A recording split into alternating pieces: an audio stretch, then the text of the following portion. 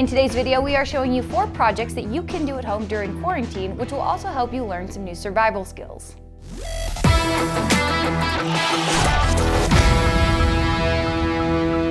Guys, we've got some fun hacks that all relate to fire. We're gonna be going over a few of these, some of our favorites from past videos. And it seems like a great time to learn new life skills in case the world gets even worse somehow. Yeah. So, 4 hacks, all of which involve fire. Here's the basic idea. We have 4 different survival hacks involving fire. We want to show them to you because they're very easy to do at home and might help relieve some boredom. I want to start with this one.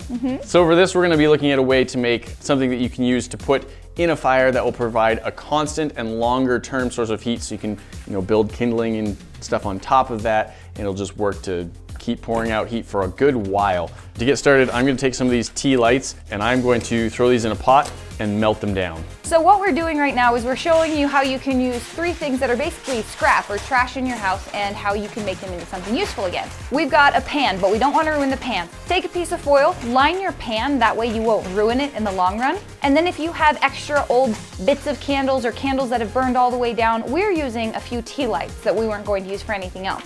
But if you have just extra wax from old candles, you can use those too. So the other parts that we're gonna need for this is a piece of a can and some cardboard. So say you just have an extra soda can lying around, you can use that. So first thing that we wanna do is we wanna cut about 1/3 off the bottom of the can. You can use scissors, you can use a saw if you really wanted to. You could use a hand. Nate? Well done. Thank you. All right, so now what we're gonna do is we are going to cut some strips of scrap cardboard. So scrap can, scrap cardboard, scrap wax. All right, and we want this cardboard to be about the same thickness as our can, maybe sticking up just a little bit. We have this convenient tape that we don't want, and it just ends up working out to be about the right size. Perfect. What we're going to do is we're going to coil our strip of cardboard and we're going to make it wedge down into this can. Cardboard doesn't necessarily want to curl, but it doesn't want to crease. I'm gonna make this a little easier on myself.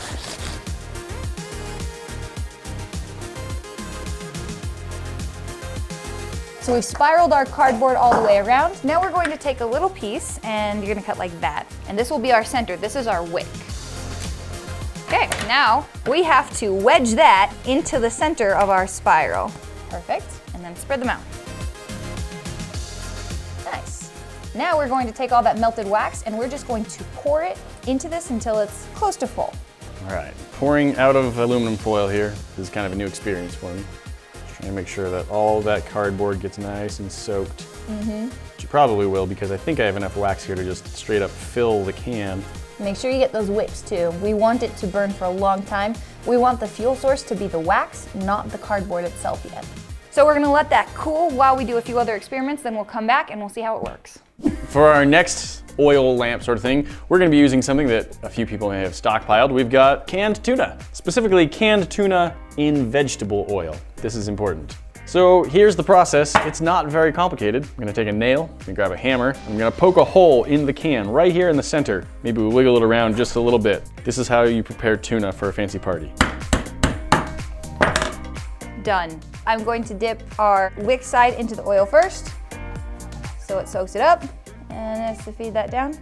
Congratulations, you have a tuna scented candle. Just what everybody wants. All the cats crazy. There you go. That is quite the flame. I suspect it's going to go down. I think the top of the paper towel is going to get burned up. The flame will shrink as the wick shrinks, and then it'll get to a point where it's just burning the oil from the tuna can. It's a pretty easy candle to carry around safely. Also, it doesn't actually smell like tuna, guys, because it's just burning the vegetable oil. There's no fishy smell. There was when I opened the can, when I popped the can open with the nail. But I think the assumption here should be that after you use your candle for a while, you then open the can and eat the tuna. Okay, there you go. 3 seconds. Can of tuna, nail, paper towel.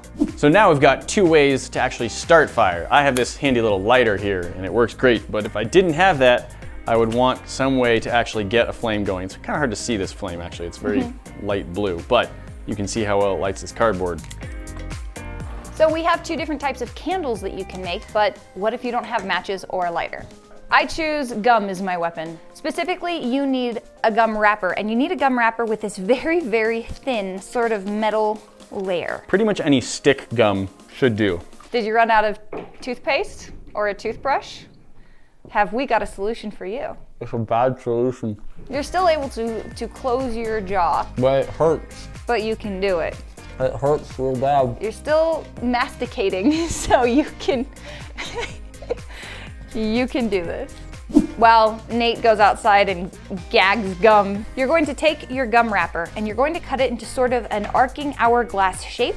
Doesn't have to be perfectly precise, but when you connect the two thicker sides to either side of your battery, the current powered through it starts a fire here at this thin part. The metal on the wrapper conducts electricity, but it doesn't conduct electricity really well. So it resists it while conducting it, and what happens with anything that is resisting the electricity is it heats up. So let's take a look. Oh. And I got it. Nice. So let's do a quick demonstration of what happens if you have too thin of a center and too thick. Too thick of a center. So with too thick, when I press these together even lightly, the current is just burning my fingers. It didn't heats up all of the wrapper. All of the wrapper, and so it didn't even hit the center. So now I've got this one that's really thin. Let's see what happens. Oh, that actually stayed lit. A lot of the time it'll just burn right through. And you don't get a flame. And it just burns out because it separates so quickly that it doesn't have time to heat up all of it. So we're gonna try this again. This one should be approximately correct. Nice. So then you can light your survival candles. If it's the first time you're lighting one of these, you often need a sustained flame for a little bit longer. So you maybe have to like light some other paper towel first and get something that's gonna burn a little better. We've got one more way that you can start a fire. This is one that's kind of nice if you're traveling and you get stuck somewhere, or if you just don't have a lighter in the house, but you do have a car. Hey, that's a pencil. Well, it's a carpenter's pencil. Same idea, graphite core wrapped around wood. We just kind of only have carpenter's pencils around here. We don't really have any normal. I have my sketch yellow pencils, but we're not going to use any of my graph gears for this. The first thing that you're gonna do with this, you wanna make sure that you keep the graphite core in there, and you want it surrounded by wood, but we need to split this in half because we need to be able to see that core. And I might need Nate to do this. Perfect, we'll just do that to a couple. We need the graphite exposed because we need to be able to conduct a current through it, so we need it to be able to attach to something. We have more pencil than we need. I'm gonna try and cut this in half without like shattering any parts of it. The next thing that you need, jumper cables and a car battery. Let's go to our cars. So what we're gonna do is we're going to attach one side of the jumper cables to your car battery as if you were going to jump your car, but the other side is gonna get connected to the pencil itself. So we're going to connect this. We wanna make sure that the little teeth here, the little copper teeth, touch the graphite itself. So good. Yep, just like that. As soon as you've got that all set up, then you're gonna connect the other side, and it's a pretty quick process. The wood is going to burst into flame. I see smoke. Couple of seconds. Nice. There we go, lit on fire. So we got best results, well, for one thing, using jumper cables that are actually connected to each other. And the other important thing was that we didn't have them too far apart on our pencil. We had them about 1 inch away from each other. And that worked pretty well. So it wasn't immediate that it lit on fire, but there was very quickly smoke started to form, and then we saw the graphite itself started to glow orange, and then so much heat that the whole thing, like the whole area in between the two, just lit on fire. All right, our little brick of candle, cardboard, and can has solidified, so see if it lights. Oh, it catches really fast. Look at that. That's a pretty low smoke flame, and it's very large compared to, like, say, a little wax candle. Puts off a decent amount of heat. So this is like if you need a mini torch somewhere, or you just need something to try and cook just a small amount of food, or you trying could to do build so. a fire, put this at the bottom, pile sticks and twigs on top of that, Yeah, and to keep pouring heat into the fire for a while. Stay there pretty well. Also, here's something that's not part of it, but I love. Look at how the smoke has just stayed very central. Pooled in the middle. Yep, little tiny pool of smoke in the center of this little flower we've made. But yeah, it's putting off, like right here, I feel warmth. Like that's a decent amount of heat for something that size. That's pretty cool. So guys, there are 2 different ways that you can make emergency candles and 2 different ways that you can start a fire without matches or lighters. Are there any other tips, tricks, survival hacks, anything like that that you would like to see us do that you could do around the house while we're all on quarantine? Because we'd love to show you. Let us know in the comments below. My brush feels so fresh and minty.